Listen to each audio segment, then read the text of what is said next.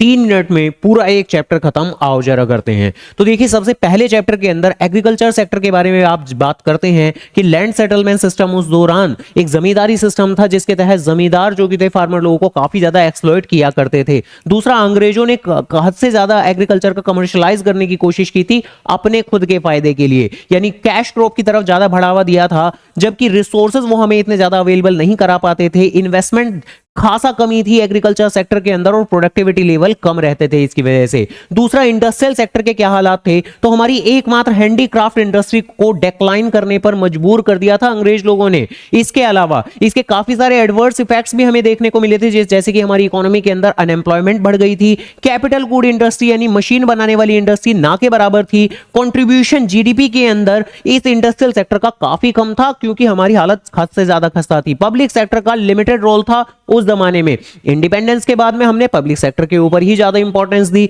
Then इसके बाद foreign trade sector, export import के क्या हालात थे, तो काफी सारा हम कैश क्रॉप उगाया करते थे जिसकी वजह से प्राइमरी प्रोडक्ट के हम एक्सपोर्टर बन बैठे थे। वो बात अलग है, मेनली एक्सपोर्ट हमारा सिर्फ अंग्रेजों के लिए ही होता था, लेकिन फिनिश गुड्स को तो हमें ना चाहते हुए भी इंपोर्ट ही करना पड़ता था। हम एक्सपोर्ट करते कंपैरेटिवली सस्ते दामों पर और इंपोर्ट करते थे महंगे दामों पर। हमारे एंटायर फॉरेन ट्रेड के ऊपर ब्रिटिशर्स का ही रूल हुआ करता था। जितना भी एक्सपोर्ट से सरप्लस क्रिएट होता था वो बर्बाद हो जाया था, ड्रेन ऑफ इंडियन वेल्थ बर्बाद हो जाया करता था। इसके अलावा डेमोग्राफिक कंडीशन, सबसे पहले most importantly first official census 1881 याद रखना है। Year of a great divide 1921 जब हमारी ट्रांजिशन स्टेज बदली थी। बर्थ रेट डेथ रेट दोनों ही हाई थे, जबकि लिटरेसी रेट हमारा बहुत कम, जस्ट 16% के आसपास ही था।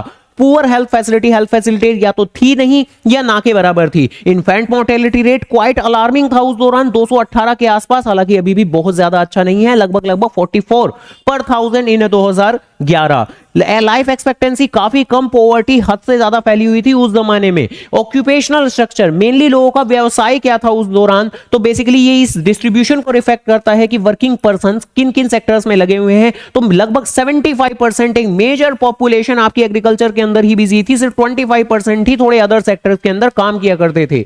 इंफ्रास्ट्रक्चर, बेसिकली रोड्स के हालात बहुत ज्यादा अच्छे नहीं थे। Colonial government that means Britishers ने मेनली अपने पर्पस के लिए ही इसको डेवलप किया। एकमात्र पॉजिटिव कंट्रीब्यूशन कह सकते हैं हम रेलवे, जो कि उन्होंने 1850 में हमारी इंडिया को दिया, जिसका फायदा हमें आज तक भी मिलता है। लार्जेस्ट रेलवे नेटवर्क है हमारा। एयर एंड वाटर ट्रांसपोर्ट के अंदर कुछ खास डेवलपमेंट नहीं मिली। कम्युनिकेशन के अंदर इंपॉर्टेंट एक पोस्टल एंड टेलीग्राफ टेक्नोलॉजी उस जमाने में डेवलप हुई, जिससे काफी ज्यादा फायदा मिला। ऐसी और चैप्टर्स के रिवीजन के लिए विद इन 3 मिनट्स वीडियो को लाइक, चैनल को सब्सक्राइब